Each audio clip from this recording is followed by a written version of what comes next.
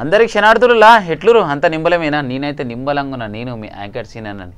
ఇవాళ మన V3 news లక్ష్యం సమాజితం ఛానల్కి ఇక అన్న వచ్చిండు. అన్నవరు అంటారా? ఇక అన్నతోటే మొత్తం ముచ్చట్లు ఇవాళ అడగదలుచుకున్నా. ఏంటంటే తెలంగాణ రాష్ట్రంలో ఇక బోనాల జాతర అయింది. అయితే ప్రతి గల్లీ గల్లీ లొల్లి ఏడ చూసినా ధూమ్ ధామ్ జాతర ఉంటుంది. మీ అందరికీ ఎరకనే గట్లా ఈ బోనాల జాతరలో ఈ తాప ఇక ప్రత్యేకంగా బోనాల జాతర చేసిండుగా. అది ఏడ అంటే నల్లగుట్టల. అగో నల్లగుట్టలో ఏం చేసిండు మాకు ఇంతవరకు తెలియకపోయా అనుకుంటారా? మీ అందరికీ తెలుసు.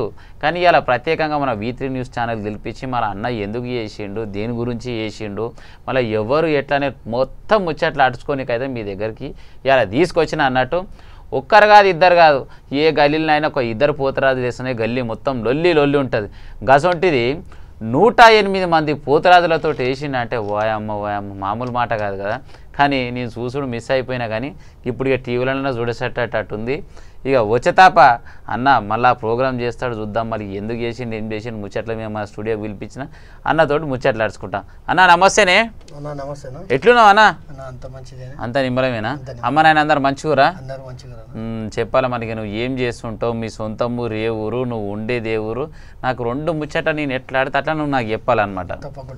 చెప్పాలి. ఏం పేరు నీ పేరు? నా పేరు కేశబోయిన మనోహర్ యాదవ్. కేశబోయిన మనోహర్ యాదవ్. అమ్మ నాయన పేరేం పేరు? కేశబోయిన దశరథ్ యాదవ్, భార్గవి యాదవ్.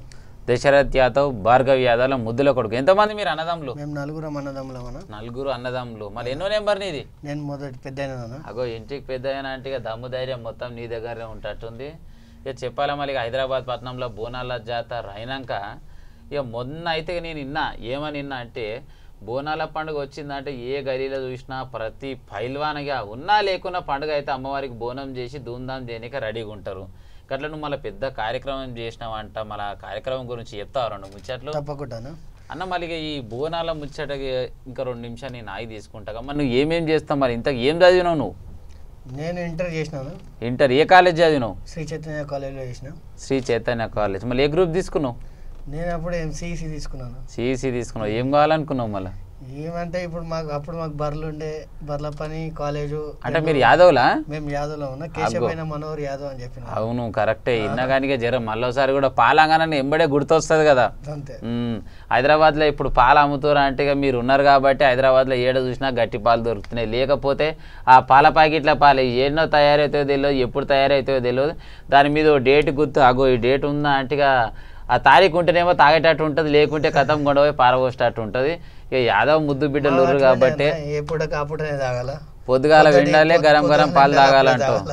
సాయంత్రమే తాగాల. మళ్ళీ ఇంకేం చేస్తుంటావు ఇప్పుడు? మళ్ళీ ఇప్పుడు ప్రస్తుతం చేస్తున్నా ఏమేమి జాబులు చేస్తున్నావు? మళ్ళీ ప్రస్తుతం మాదైతే బిజినెస్ అన్న. మాకు డైరీ ఫామ్ ఉంది. డైరీ ఫామ్ ఉంది. బట్టలు టెక్స్టైల్స్ మార్కెట్ ఉంది. టెక్స్టైల్స్ మార్కెట్ ఎట్లా నడుస్తుంది ఇప్పుడు? మళ్ళీ అంత మంచిదేనా? ఇప్పుడైతే మంచిగా నడుస్తుంది అంటావు. మళ్ళీ ఏదో రాష్ట్ర యాదవ హక్కుల సంఘం నుంచి ఏదో కొలువు ఉందని నిజమేనా? మరి ఏం కొలువు అది? యాదవ హక్కుల పోరాట సమితి నుంచి నేను తెలంగాణ స్టేట్ యూత్ ప్రెసిడెంట్ లెక్క ఎన్నికైనా. Telangana state youth president. ఎట్లుంది మళ్ళీ ఇప్పుడు ఆ కొలువు అన్నట్టు అనుకోలేమన్నా. అది మా బాధ్యత అన్నట్టు మేము. బాధ్యత కులపొల్లకి ఎవరికైనా ఏమన్నా ఆపద వచ్చిందంటే ముంగటుండి దాన్ని తప్పుంటే తప్పు, ఒప్పుంటే ఒప్పని చూపించనీక, హక్కుల గురించి పోరాడనీక సమరం చేస్తా అంటావు. తప్పకుండా. అబ్బా మంచి సేవా కార్యక్రమం మొదలు పెట్టినవే అన్న. సరే మళ్ళీ ఈ బోనాల జాతర చేసిన అని చెప్పిన మళ్ళీ ఇంత మంచి తెలంగాణ రాష్ట్రం నుంచి హై రేంజ్లో నీకు ఇంత మంచి రికార్డు వచ్చిందంటే నాకు మస్తు ఖుషి అనిపిస్తుంది. ఇగో చూడుర్రి 108 పోతరాజులు చేసినందుకు మళ్ళీ ఈ రికార్డు కూడా ఇచ్చారు.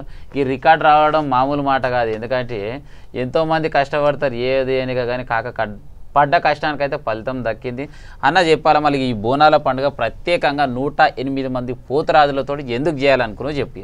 మేమందరము గత ఏడాది నుంచి ఈ బోనాల పండుగ స్టార్ట్ చేసినామని. నల్లగొట్ట కనకదుర్గమ్మ జాతర అని. ఆ కనకదుర్గమ్మ జాతరలో లాస్ట్ ఇయర్ మేము స్టార్ట్ చేసినప్పుడు విపరీతమైన ప్రజల దగ్గరికి విపరీతమైన ప్రేమాభిమానం మేము పొందినాము.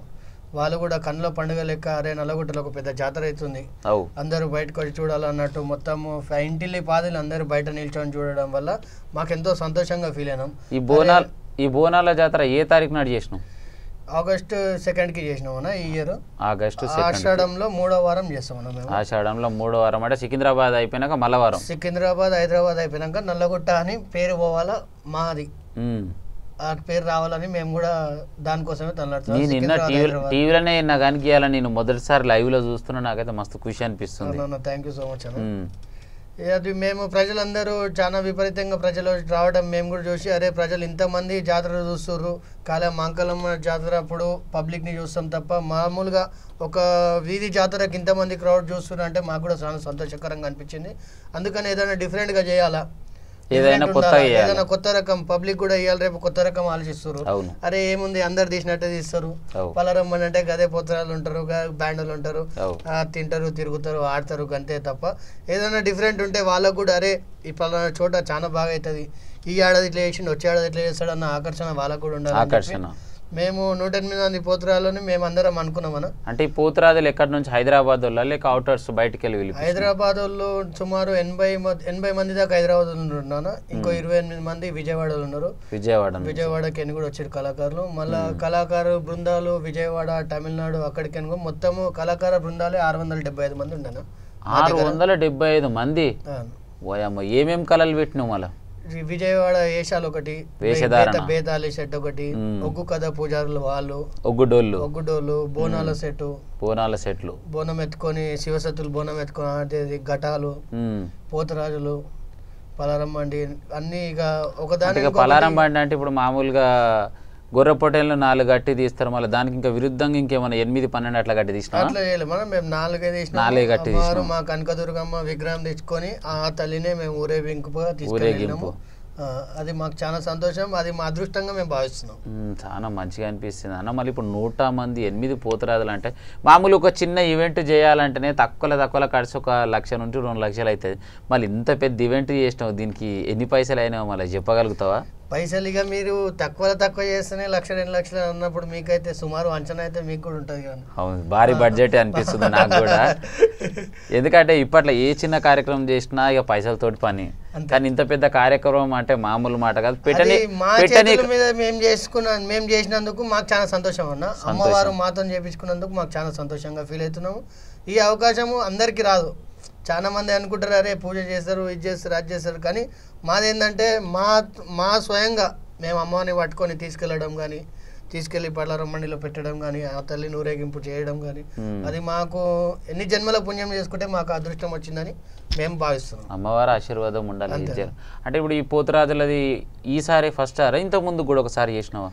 ఇంతకుముందు కూడా నేను పళ్ళారం మండి తీసినాను. నేను జాతరలో బాగా తిరుగుతూనే ఉంటాను. నేను పబ్లిక్ లెవెల్లో కూడా సుమారు 98 నుంచి మేము వినాయకుని పెడతాము. అందులో బ్యాండ్ అది ఇది మేము బాగా తిరుగుతాము. 1998 నుంచి ఇవాళ 22 సంవత్సరాల నుంచి నేను అన్ని బ్యాండ్లనే ఎక్కువ కొండోడు, గణేశులు కానీ, జాతరలు కానీ, సదర్లు కానీ.